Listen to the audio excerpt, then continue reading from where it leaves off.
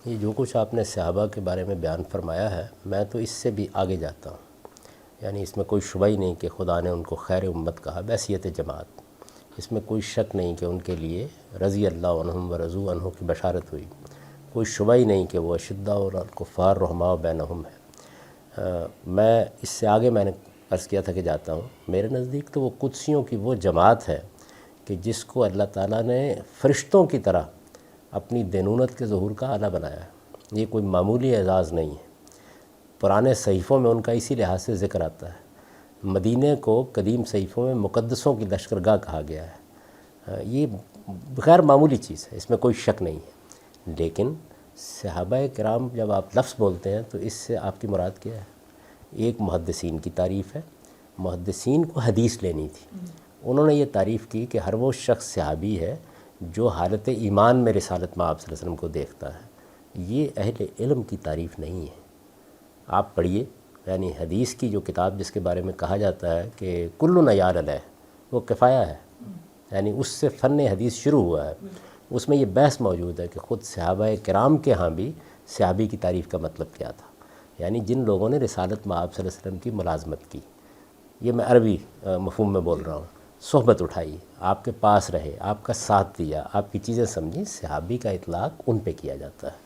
یعنی رسالت مآب صلی اللہ علیہ وسلم پر ایمان لانے والوں میں تو عبداللہ بن ابی بھی موجود ہے. تو ان کو بھی آپ رضی اللہ عنہم کہیں گے اور یہ کہیں گے کہ وہ بھی ان ساری بشارتوں کا مصداق ہے. رسالت مآب صلی اللہ علیہ وسلم نے ان کے بارے میں کوئی کارروائی نہیں کی. آپ جانتے ہیں کہ ان کی تدفین ایک مسلمان کی حیثیت سے ہوئی ہے، بلکہ چادر دی اپنی.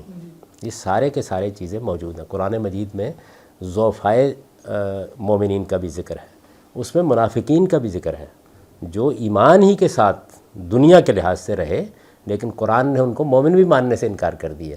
تو اس وجہ سے جو جلیل القدر صحابہ ہیں ان کے بارے میں میں تصور بھی نہیں کر سکتا کہ ایسی بات کروں کوئی. ہر شخص کو آپ اس عظیم منصب پر فائز کر دیتے ہیں کہ اس لیے کہ وہ رسالت مآب صلی اللہ علیہ وسلم پر ایمان لایا ہوا تھا. اس میں اگر کسی سے کسی جرم کا ارتکاب ہوا ہے تو تحقیق جرم کے لیے اس کا کردار زیر بحث لایا جائے گا. یہ اصل میں قانونی ضرورت ہے. اس میں کوئی کسی کی توہین کرنا پیش نظر نہیں ہے. آپ جب سزا دیتے ہیں تو آپ کو متعین طور پر بتانا پڑتا ہے. مثال کے طور پر آپ دیکھیں سزا کے واقعات میں رسالت مآب صلی اللہ علیہ وسلم کے سوالات نقل ہوئے ہیں. اس میں آپ نے 10 پہلوؤں سے متعین کیا ہے پہلے کہ جرم ہوا کیا ہے. تو یہ بحث جو مائس کے بارے میں ہوئی جس کی طرف آپ کا غالباً اشارہ ہے، اس کی ابتدا بھی مجھ سے نہیں ہوئی. یہ بحث اصل میں مولانا حمید الدین فراہی نے پہلے کی. انہوں نے ایک چھوٹے سے رسالے میں یہ بتایا کہ یہ جو رجم کے واقعات ہوئے ان کا باہمی تعلق کیا تھا قرآن مجید کے ساتھ اور رسالت مآب صلی اللہ علیہ وسلم کے عمل کے ساتھ. ہم کس طرح سے اس کو متعلق کریں گے. پھر اس کے بعد استاذ امام امین حسن اصلاحی نے اپنی تفسیر تدبر قرآن میں یہ بحث کی اور میں نے تو اسی کو نقل کیا ہے کیونکہ میں اس کو درست سمجھتا ہوں. اس طرح کی کوئی چیز جو ہے وہ مجھے لکھنے کی ضرورت ہی نہیں پیش آئی. البتہ میں اس پورے معاملے کو جس زاویے سے دیکھتا ہوں اس کو میں نے استدلال کے ساتھ بیان بھی کیا اور میں نے استاد امام کی مدافعت بھی کی ہے اسی اصول پر کہ میں اس کو درست سمجھتا ہوں. تو جب کسی جرم کی تحقیق کا معاملہ ہوگا تو وہاں یہ متعین کرنا پڑتا ہے. یہ اس کے قانونی تقاضے ہوتے ہیں کہ کون شخص ہے، جرم کیسے ہوا ہے، جرم کی نوعیت کیا ہے، سزا اور جرم کی باہمی مطابقت کیا ہے. یہ ساری بحث یہ ہے. ہمارے ہاں کے مذہبی لوگ عام طور پر اس طرح کی چیزوں کو قانون اور علم کے حوالے سے دیکھنے کی بجائے عقیدت کی نظر سے دیکھتے ہیں. تو عقیدت بڑی اچھی چیز ہے، لیکن بہرحال جب آپ دین کو واضح کرنا چاہ رہے ہوتے ہیں تو وہاں بعض اوقات پوسٹ مارٹم کرنا پڑ جاتا ہے کسی چیز کا. یہ اسی داعیے کے ساتھ یہ معاملہ مولانا امین حسن نے کیا ہے، اسی داعیے کے ساتھ اس سے پہلے بھی کیا جاتا رہا ہے. اس کو اس پر محمول نہیں کرنا چاہیے. نہیں تو آپ کیسے ڈیسائیڈ کریں گے کہ جی یہ صحابہ تو وہ ہیں کہ جن کی حضور صلی اللہ علیہ وسلم کے ساتھ زیادہ ملازمت رہی، زیادہ صحبت رہی، اور یہ ہیں جن کی کم رہی ہے. یہ ہیں جو زیادہ متقی ہیں، ضعیف یعنی اعلیٰ ایمان والے ہیں، اور یہی ہیں جو ضعیف مسلمان ہیں. رسالت مآب صلی اللہ علیہ وسلم کے صحابہ بالکل متعین ہیں. یعنی اگر آپ پرانے علم کا مطالعہ کریں تو اس میں آپ کو ان کی پوری فہرستیں مل جاتی ہیں. محدثین نے جب کام کیا، آپ کے علم میں ہے کہ ہمارے ہاں صحابہ کرام پر الگ سے کتابیں موجود ہیں، طبقات کی کتابیں ہیں. ان میں یہ سب متعین کر دیا گیا ہے کس نے رسول اللہ صلی اللہ علیہ وسلم کی ملازمت کی ہے، کس نے حضور کی صحبت اٹھائی ہے، کون آپ کے پاس رہا ہے، کس نے آپ کا ساتھ دیا ہے. اس میں بلکہ کیٹیگرائز کر دیا گیا ہے کہ کون بدر میں آپ کے ساتھ تھے، کون احد میں آپ کے ساتھ تھے، کنہوں نے ہجرت میں آپ کے ساتھ دیا ہے. تو یہ ساری چیزیں بالکل متعین ہیں.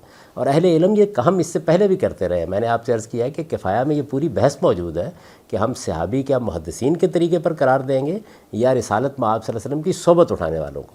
خود حضور نے مختلف موقعوں کے اوپر، اور یہ روایتیں انہوں نے نقل کی ہیں، یہ کہا کہ میرے صحابہ کے بارے میں، یعنی اپنے اوپر ایمان لانے والے لوگوں کو مخاطب کر کے جو سامنے بیٹھے ہوئے ہیں، میرے صحابہ کے بارے میں محتاط رہنا.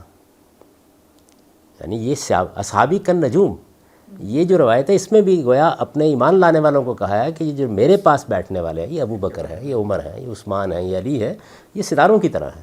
تو یہ صحابہ کرام کے بارے میں یہ کوئی ایسی چیز نہیں ہے. ہاں کسی جگہ اس کی تعین میں کوئی علمی اختلاف ہو سکتا ہے.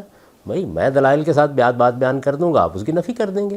علم کی دنیا کے بارے میں یہ حساسیت ٹھیک نہیں ہے، لیکن یہ کام کوئی ایسا نہیں ہے کہ میں نے پہلی بار کیا ہے، یہ اس سے پہلے تمام اہل علم کرتے رہے. باقاعدہ طبقات کی کتابوں میں ان کے درجے متعین کیے جاتے ہیں، جگہ متعین کی جاتی ہے، ان کی پوری تاریخ بیان کی جاتی ہے، اور پھر ان کی فہرست میں بعض اوقات مجہول نام آ جاتے ہیں. ایک آدمی ان کو صحابی کی حیثیت سے قبول کر لیتا ہے، دوسرا نہیں قبول کرتا.